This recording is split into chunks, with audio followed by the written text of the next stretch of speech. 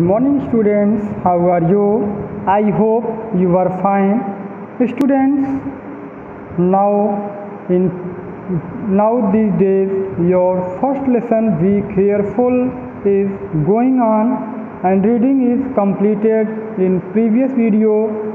So today I am going to start the explain and Hindi meaning of this lesson. So be watchful at your book. Once upon a time, there was a boy named Ashish. Once upon a time, a boy named Ashish, he did not care about anything. That boy is very careless in each and every time. He cannot care about your things and others. So he took new pencil to school every day and did not take care of them. Means Ashish daily when he go to school then take a new pencil because he was a careless boy and daily his pencils are lost in the school and he lost them in school and used to buy new ones every evening. Means when his pencil is lost in the school, then daily he purchased one new pencil in the evening and he used to throw his toys on his bed, and when he playing at home with the toys, then after playing the toys he left them on the bed and anywhere at the house and leave them on the couch in his room, and he leave them in bed or couch of the room, and he thought it was very nice. He thought it was very nice to have new pencils every morning and to have all the toys available on the couch. Means Ashish thought that he is doing very well because it is a chance for him that he got a new pencil every morning, and he thought that his toys is safe on the couch of the room. So this way he did not have to keep them. He did not have to keep them in order in his toys rack.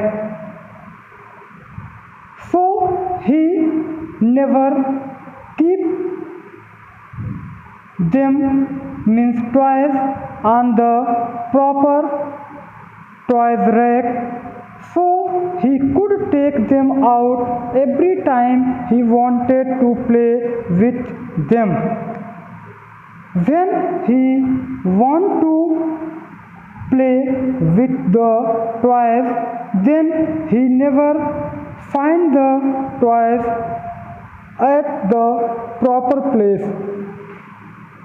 Now I am going to explain in Hindi with Hindi meaning. अब हम आपको इसको Hindi meaning इसकी हम बताते हैं. तो देखिए, वंस अपॉन अ टाइम मतलब एक बार की बात है. There was a boy. Boy means लड़का. बॉय मीन्स लड़का. एक बार की बात है, एक लड़का था नेम्ड आशीष, जिसका नाम क्या था? आशीष. एक बार की बात है, एक आशीष नाम का लड़का था ही डिड नॉट केयर, केयर मतलब देखभाल करना, देखभाल करना, अबाउट एनीथिंग, एनीथिंग मतलब किसी भी वस्तु का, मतलब वह कभी किसी वस्तु को देखभाल नहीं करता था, किसी वस्तु का वह देखभाल नहीं करता था। ही टुक न्यू पेंसिल्स, टुक मतलब लेता था, न्यू मतलब नई, पेंसिल्स मतलब पेंसिलें, टू स्कूल, स्कूल के लिए, एवरीडे मतलब प्रतिदिन मतलब रोज, and did not take care of them, और वह क्या करता था, डिड नॉट टेक केयर, वह उनकी देखभाल भी नहीं करता था, मतलब वह प्रतिदिन स्कूल नई पेंसिल लेकर जाता था और वह उनकी देखभाल भी नहीं करता था। He lost them in school, lost मतलब खो देता था, खो देना, ठीक ना, देम उनको, इन द स्कूल, वह स्कूल में उनको खो देता था, एंड यूज्ड टू बाई, और इसीलिए बाई मतलब खरीदना, इसलिए उसको प्रतिदिन, एवरी इवनिंग मतलब प्रत्येक शाम को, प्रतिदिन शाम को उसको नई पेंसिल खरीदनी पड़ती थी।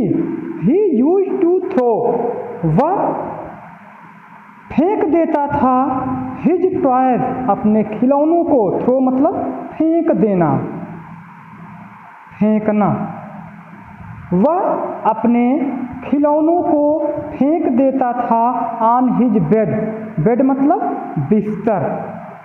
बिस्तर, वह अपने खिलौनों को बिस्तर पर फेंक देता था, एंड लीव देम, और उन्हें छोड़ देता था, लीव मतलब छोड़ना, वह उन्हें छोड़ देता था, ऑन द कोच, कोच मतलब सोफे पर, सोफा इन हिज रूम, वह रूम का जो सोफा होता था उन्हीं पर उन खिलौनों को छोड़ देता था। ही थॉट मतलब सोचता था, वह सोचता था, इट वॉज वेरी नाइस, ठीक है ना, वेरी नाइस, नाइस मतलब सुंदर, यह बहुत ही सुंदर है, वह यह सोचता था कि यह तो बहुत सुंदर है, ये बहुत अच्छी बात है कि टू हैव न्यू पेंसिल्स, कि उसे न्यू मतलब नई पेंसिलें, एवरी मॉर्निंग प्रत्येक हर दिन सुबह को उसे नई पेंसिल मिलती थी। वह यह सोचकर बहुत खुश था कि उसको प्रतिदिन सुबह नई पेंसिलें मिलती हैं, and to have all the toy, और वह क्या करता था, हैव ऑल द टॉय मतलब सभी खिलौनों को अवेलेबल ऑन द कोच, और वह यह सोचता था, अवेलेबल मतलब मिल जाएंगे, उपस्थित रहेंगे, मिल जाना, वह सोचता था कि available on the coach, coach मतलब बता दिया मैंने, सोफा, वह यह समझता था कि उसके खिलौने सोफे पर जो है मिल जाएंगे। दिस वे, इसी तरह से, दिस वे मतलब इस तरह, he did not have to keep them, वह उनको नहीं रखता था, in order in his toys rack मतलब वही अलमारी या दराज, या जिनको हम ताखा भी कह सकते हैं, वह जिन ताखों पर, जिन अलमारी में उन खिलौनों को रखा जाता है उनको वह नहीं रखता था। He could take them out every time he wanted to play with them, वह इसीलिए वह जब खेलने के समय होता था, जब वह खेलना चाहता था, तो out every time he wanted to play with them। तो उनको वह निकाल कर जो है हमेशा नहीं खेल पाता था।